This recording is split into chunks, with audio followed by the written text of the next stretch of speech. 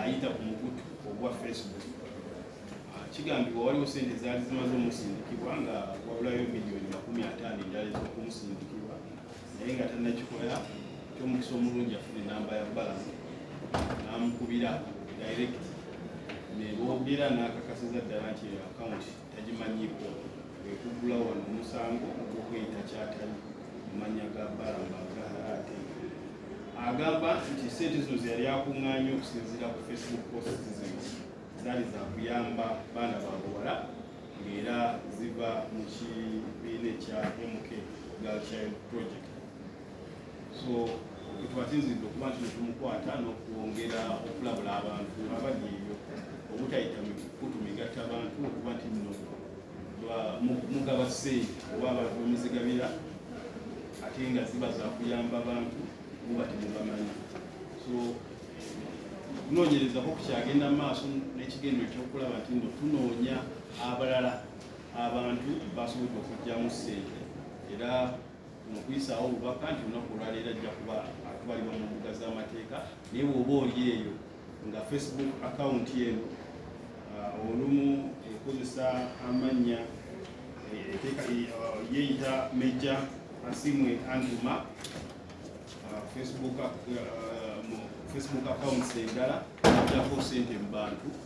ng'agamba nti zigenda mu projects okuva mu State House ne projekiti eya MK. So bwemba muli eyo nga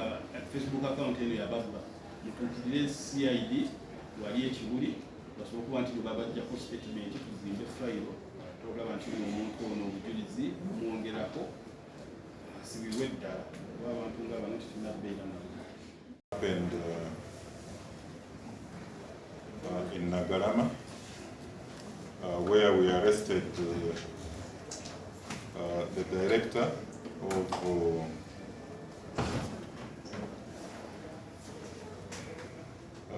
we arrested one of the directors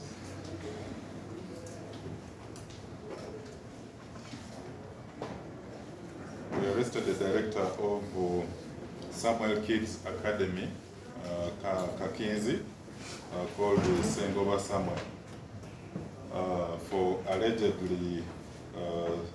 the alleged sexual abuse of pupils at the said school, especially girls who are in the boarding section.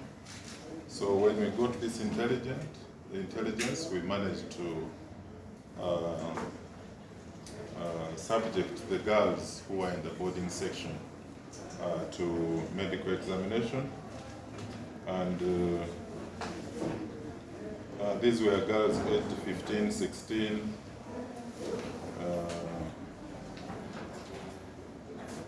and out of the girls under the boarding section, 4 girls were found to have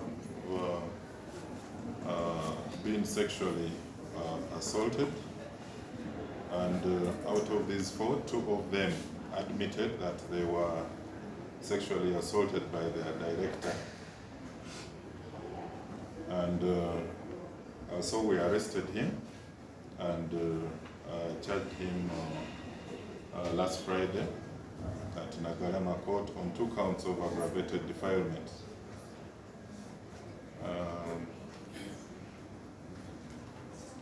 Now, these are crimes that occurred